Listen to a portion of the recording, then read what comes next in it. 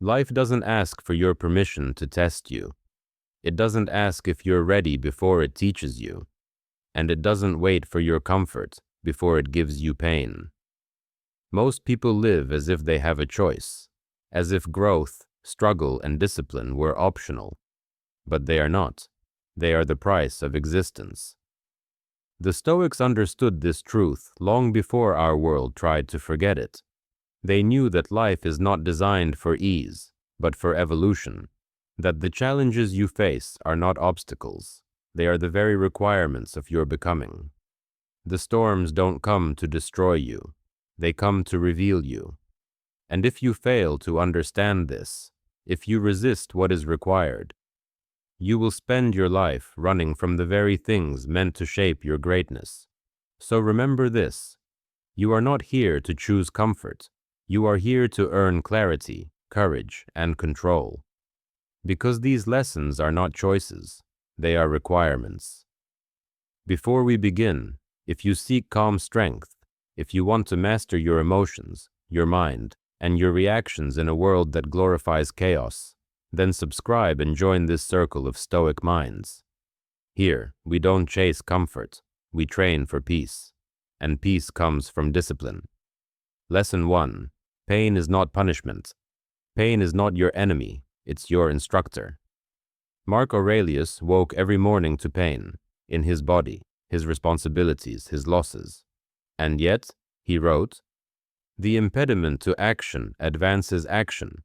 What stands in the way becomes the way." The Stoic doesn't run from pain. He studies it, because every pain carries a message. The pain of effort teaches discipline. The pain of loss teaches detachment.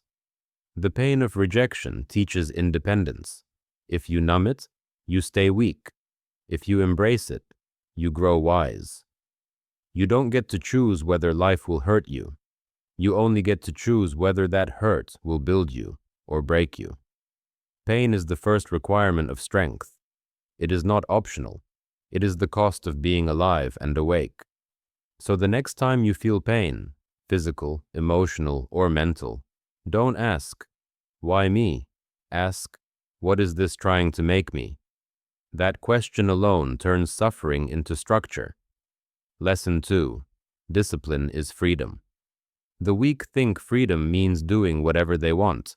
The wise know freedom means doing what must be done, even when you don't want to. Epictetus said, "No man is free who is not master of himself." Every morning you face a choice, the comfort of the moment or the discipline of your purpose. And that decision defines everything. Discipline is not a burden. It is the bridge between chaos and control. The Stoics trained themselves not for pleasure, but for peace. Because peace doesn't come from avoiding struggle. It comes from conquering yourself within it. When you rise early, when you train, when you focus on your duty, you are not restricting yourself. You are liberating yourself from laziness, distraction, and regret. Most people are slaves, not to others, but to their moods. The disciplined man is free because he obeys only reason. So if you seek real freedom, don't ask for an easier life. Ask for a stronger mind. Lesson 3. You are entitled to nothing. Seneca wrote, "Expecting is the greatest source of misery."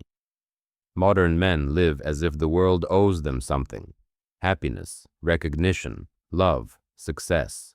But the Stoic knows the truth. Life owes you nothing. You were not promised ease.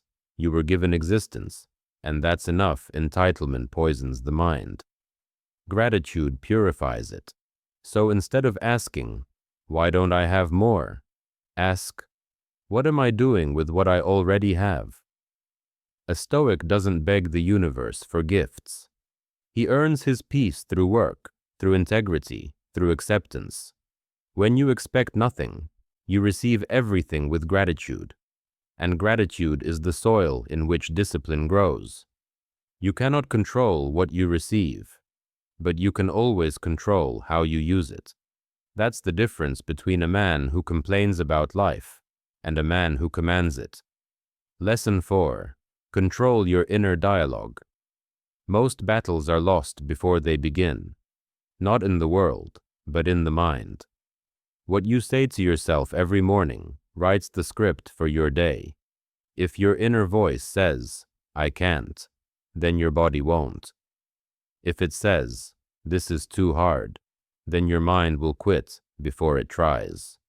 The Stoics didn't wait for confidence. They created it through conversation. Epictetus said, "It's not what happens to you, but how you react to it that matters." And that reaction begins with thought. So when your mind starts feeding you weakness, don't argue, redirect, replace. I can't handle this with, I will handle this. Replace "this is unfair" with, "this is my training." Your inner dialogue is your discipline in disguise. If you speak like a victim, you'll live like one. If you speak like a Stoic, you'll rise like one. Your words are the architecture of your mindset. Build carefully. Lesson 5. Comfort is the enemy. Every great civilization falls when comfort becomes its god. Mark Aurelius lived as emperor of Rome, surrounded by wealth and privilege, but he slept on the floor. He reminded himself that ease breeds weakness. Comfort dulls the spirit. It whispers, "You've done enough." It lulls you into mediocrity disguised as peace.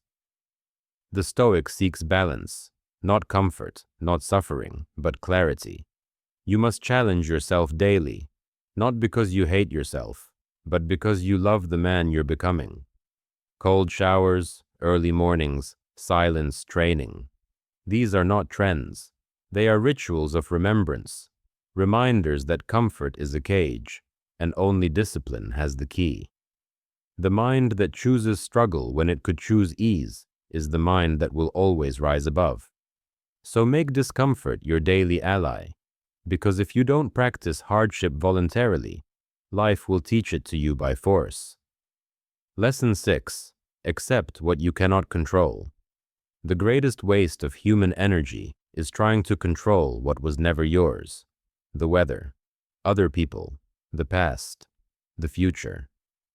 Epictetus said, "There is only one way to happiness, and that is to cease worrying about things which are beyond our power." When you stop fighting what you cannot change, you reclaim the energy to master what you can. Your response. Acceptance is not weakness, it's wisdom. It's saying, "This is what is. Now, how will I act?" When you train your mind to release what's outside your control, you walk lighter, you breathe deeper, you think clearer. Control is not about domination, it's about direction, and only the calm can steer chaos. So every morning, remind yourself, some things are mine to command, others are not. Then act with full strength on what is, and peace on what isn't. That's Stoic balance. Lesson 7. Choose virtue over victory. In a world obsessed with winning, the Stoic seeks one thing greater: virtue, because victory without virtue is corruption. Seneca wrote, "A good character, when established, is not easily overthrown." The disciplined man doesn't chase applause. He chases alignment with his principles. You cannot control how others see you, but you can always control whether you live with integrity. Every morning, choose to be honest when deceit is easier, to be calm when anger feels justified, to be patient when life feels unfair. These are the silent victories that build respect. Virtue is not a reward, it's a requirement. It's what separates the man who talks about greatness from the man who lives it. And when you start prioritizing virtue over victory, you'll realize you've already won lesson 8. Detach from approval. The greatest addiction in the modern world is not comfort, it's validation. People live for likes, attention, and acceptance. They measure their worth through mirrors that don't belong to them. But the Stoic walks differently. He does what is right, not what is recognized. Epictetus said, "If you wish to improve, be content to be thought foolish and stupid." True discipline means being misunderstood, Because most people cannot understand peace that doesn't need praise. Approval is a chain. Every time you chase it, you hand your freedom to someone else. The Stoic does not ask, will they like this? He asks, is this right according to reason? When you detach from approval, you gain something better, self-respect. Because you can't be respected by the world if you secretly despise the man you've become, trying to please it. So every morning, remind yourself, I will act from virtue, not validation. That's how you become untouchable. Lesson 9. Memento mori. Remember death, live fully. Every Stoic morning begins with the same silent reminder. You will die to the untrained. It sounds dark. But to the wise, it's the brightest form of clarity. Mark Aurelius wrote, you could leave life right now. Let that determine what you do and say and think. When you remember death, you stop wasting life. You stop chasing approval. You stop postponing your purpose. Memento mori is not a call to fear. It's a call to focus. It's the Stoics' way of sharpening the present moment into something sacred. Each sunrise becomes precious. Each conversation becomes meaningful. Each decision becomes a reflection of eternity. When you live with the awareness of death, you don't cling to things. You appreciate them. You don't hoard time. You honor it. Because you realize that everything is borrowed. Your breath, your body, your relationships, your opportunity. And the wise man treats borrowed things with care. When you wake up remembering death, you stop wasting your mornings on meaningless distractions. You stop arguing over petty things. You stop delaying what truly matters. That's why memento mori is not morbid. It's liberating. It's not about dying. It's about finally living. Because death is not an event waiting for you. It's a teacher walking beside you. And when you learn from it, you stop fearing it. Lesson 10. Begin each day with gratitude and duty. A Stoic life begins not with ambition, but with appreciation. Mark Aurelius started his day not by asking for more, but by acknowledging what he already had, the chance to breathe, to think, to act according to virtue. He wrote, when you arise in the morning, think of what a privilege it is to be alive, to breathe, to think, to enjoy, to love. Gratitude is not weakness, it's awareness. It's understanding that every moment could have been taken from you, and yet it wasn't. When you live in that truth, you stop chasing excess and start cultivating excellence. You realize you don't need more, you need meaning, and meaning comes from duty. The Stoics did not pray for happiness. They prayed for strength to do what must be done. Gratitude without duty is sentiment. Duty without gratitude is slavery. But together, they create balance. So each morning, thank life, and then honor it by acting rightly. Say to yourself, I have been given this day as a gift. I will not waste it. Then rise and do your work, not because you want to, but because it's right. That's Stoicism in its purest form, discipline born from gratitude. Lesson 11. The mirror of humility. Pride blinds you to the truth. Humility opens your eyes. Seneca warned. The wise man is not raised up by prosperity, nor cast down by adversity. When you succeed, remain grounded. When you fail, remain learning.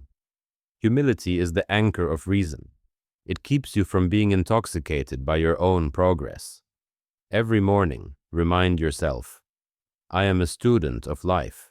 No matter your age, wealth, or achievements, you are still learning. The moment you believe you've mastered life is the moment life humbles you. Humility isn't about thinking less of yourself. It's about thinking of yourself less. It's about remembering that every victory was built by discipline, not luck. And that you, too, are just a man standing in the flow of time. The Stoic doesn't seek to be admired. He seeks to be useful. He doesn't compete to win. He competes to improve.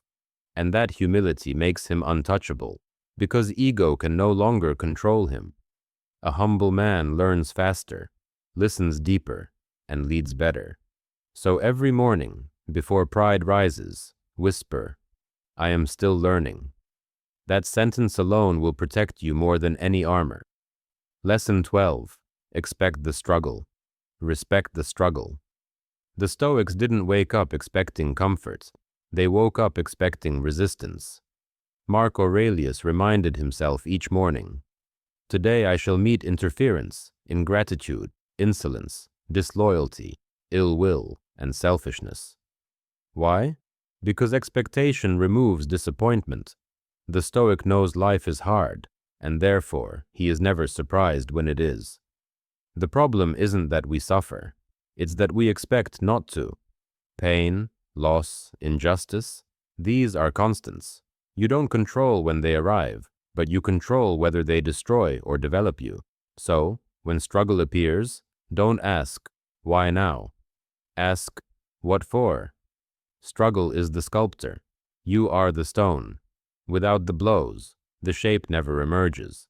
Without the friction, the blade stays dull. Respect the struggle. Don't romanticize it. Respect it. Meet it with preparation, not panic.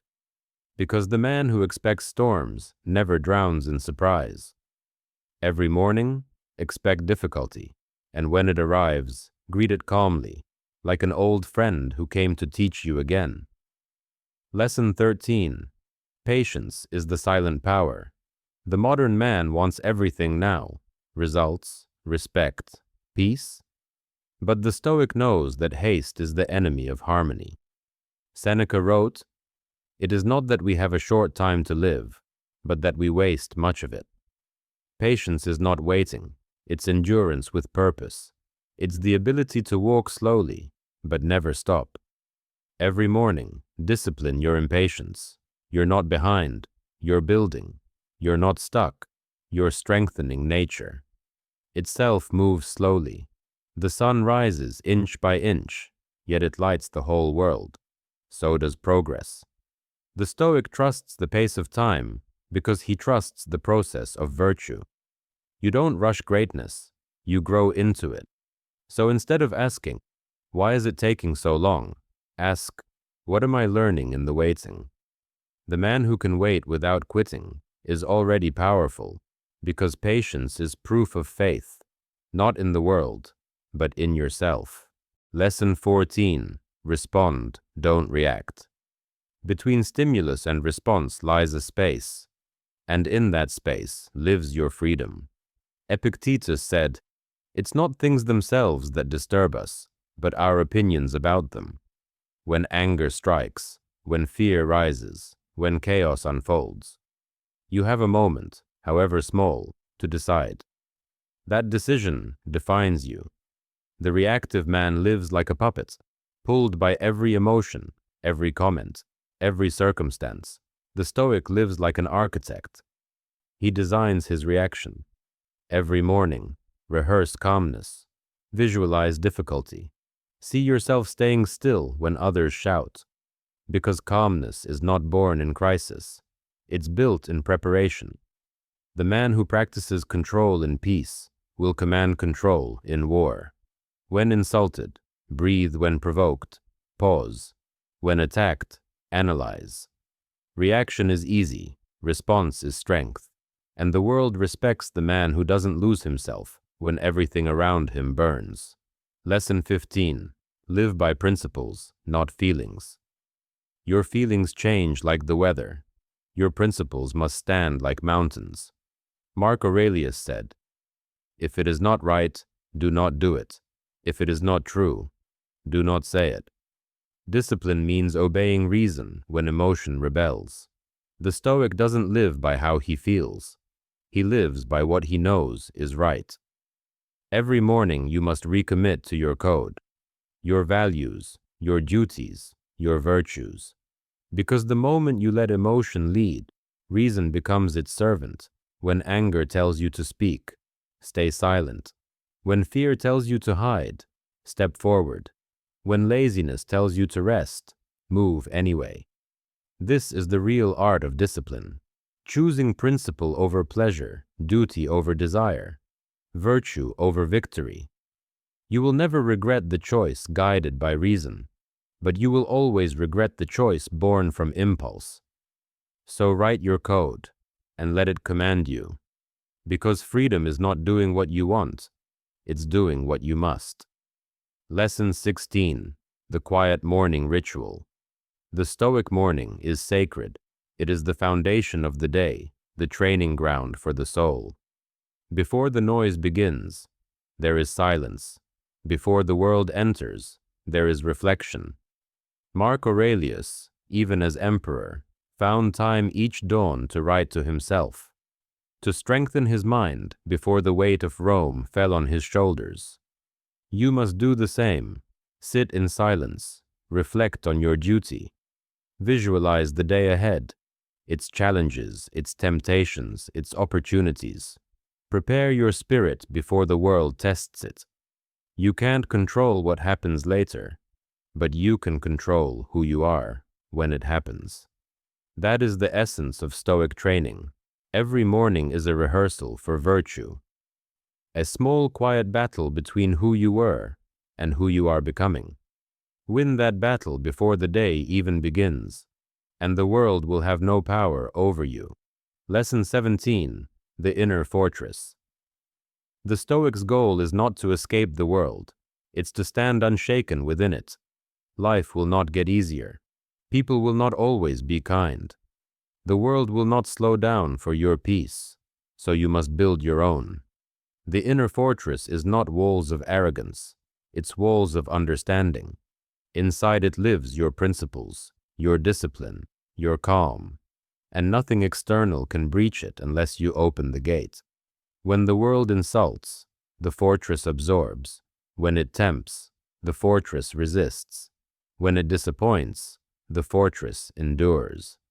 That's what the Stoics trained for, not a perfect world, but a perfect response. So each morning, walk within your fortress, polish your armor of reason, sharpen your blade of awareness, and when life attacks, smile, because you have trained for this lesson.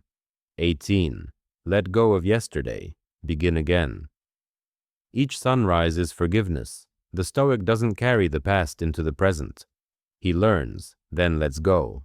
Seneca said, "He suffers more than necessary, who suffers before it is necessary." Guilt, regret, resentment, they are chains forged by memory. Every morning, break them. You are not who you were yesterday. You are what you choose to become today.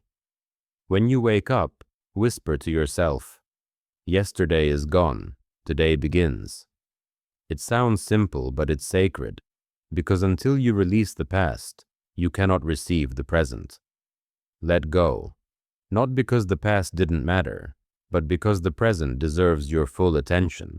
That is renewal. That is Stoic rebirth. Lesson 19. The Reward of Obedience. Discipline is not glamorous. It's repetitive, silent, often unseen. But in time, it rewards those who persist. The Stoic doesn't seek motivation. He seeks consistency. He knows that greatness is built not in one moment of passion, but in 1,000 mornings of obedience. When your body says no, but your reason says yes, move. When your emotions rebel, but your purpose remains, continue. When no one applauds, but you still rise, you've already won, because obedience to virtue is its own reward. You won't always feel progress, but you will become it. Each small act of discipline deposits a coin in the treasury of your character. And one day, when life tests you, you will realize you've been preparing all along. Final reflection. Life's demands are non-negotiable. You cannot bargain with reality. You cannot negotiate with truth. Life doesn't care what you prefer. It gives what you require. Pain will come. Loss will come. Change will come. The Stoic doesn't resist these facts. He aligns with them. He understands that life is not meant to please him, but to prepare him. Every hardship, every lesson, every fall. It all serves one purpose: to forge the soul that cannot be shaken. These lessons are not optional. They are the curriculum of existence. The weak avoid them, the wise embrace them, because they know that peace, power, and wisdom are not rewards. They are responsibilities. So stop asking for life to be easier. Ask to be stronger. Stop wishing for comfort. Train for clarity. Stop running from discipline. Run toward it. Because the truth is simple. You don't get to choose the requirements of life. You only get to choose whether to rise to them. And once you do, you will finally understand what it means to live. If this message spoke to you, share it with someone who's ready to grow through challenge, not comfort. Because discipline is not punishment. It is the path to peace. Stay disciplined. Stay grounded. Stay stoic.